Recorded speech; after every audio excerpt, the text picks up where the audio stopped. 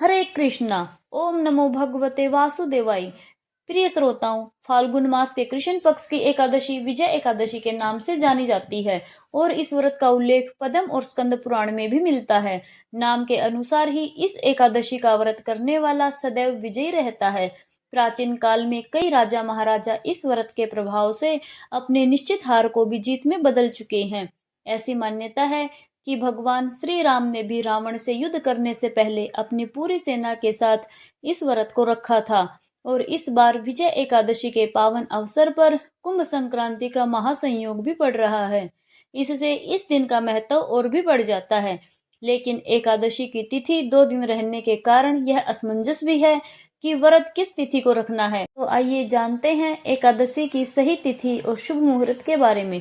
इस बार एकादशी तिथि 12 फरवरी दिन गुरुवार दोपहर 12:23 से शुरू होगी और 13 फरवरी दिन शुक्रवार एकादशी तिथि दोपहर 2:26 पर समाप्त होगी। ऐसे में इस बार 13 फरवरी दिन शुक्रवार को ही विजय एकादशी का व्रत रहेगा और इस दिन कुंभ संक्रांति भी मनाई जाएगी। एकादशी के दिन यानी 13 फरवरी के दिन शुक्रवार को ब्रह्म मुहूर्त सुबह 5:27 से 6:15 तक रहेगा। सूर्य उदय होगा सुबह 7:04 पर, सूर्यास्त होगा शाम 6:17 पर और इस दिन मूल नक्षत्र लग रहे हैं जो कि शाम 4:12 तक रहेंगे।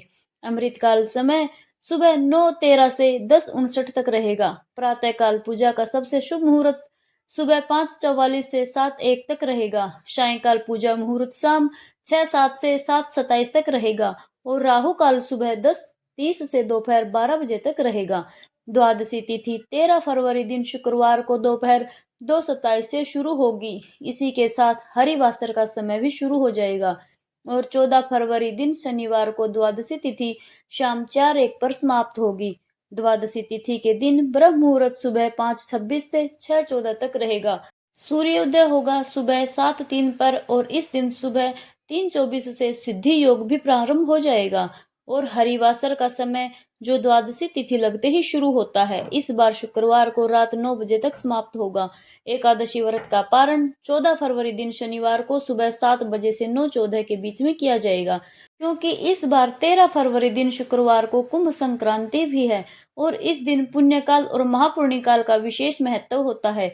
कुंभ संक्रांति के दिन पुण्यकाल सुबह 7:01 से दोपहर 12:35 तक रहेगा। कुल अवधि लगभग 5 घंटे 34 मिनट की रहेगी और महापुण्यकाल का समय सुबह 7:01 से 8:53 तक रहेगा। कुल अवधि लगभग 1 घंटा 51 की रहेगी।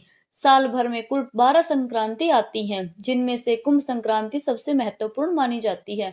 इस दिन पवित्र नदियों के जल में स्नान या फिर त्रिवेणी में स्नान करना सबसे अधिक शुभ माना जाता है। स्नान करने के बाद गायों को हरा चारा देना, पितरों के निमित्त तर्पण करना और भी विशेष पुण्यदायी हो जाता है। विजय एकादशी के दिन अगर संभव हो तो जल और अन्न दोनों का ही सेवन ना करें, यानी निराहार रहकर व्रत करें। यदि जल के बिना रहना संभव ना हो तो जल का सेवन कर सकते हैं।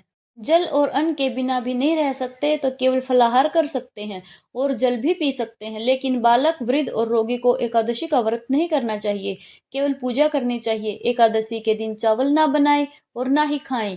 किसी भी तरह का झूठ ना बोलें, ना ही हिंसा करें। मन, वचन और कर्म से किसी को परेशान ना करें। किसी भी तरह का नशा ना करें। गृहस्थ जन ब्रह्मचार्य का पालन करें और किसी भी याचक को खाली हाथ ना लौटने दें। इस दिन भगवान विष्णु की और माँ लक्ष्मी जी सहित अपने आराध्य देवी देवताओं की पूजा धूप, दीप, चंदन, तुलसी पत्र आदि से करें और कथा का श्रवण करें।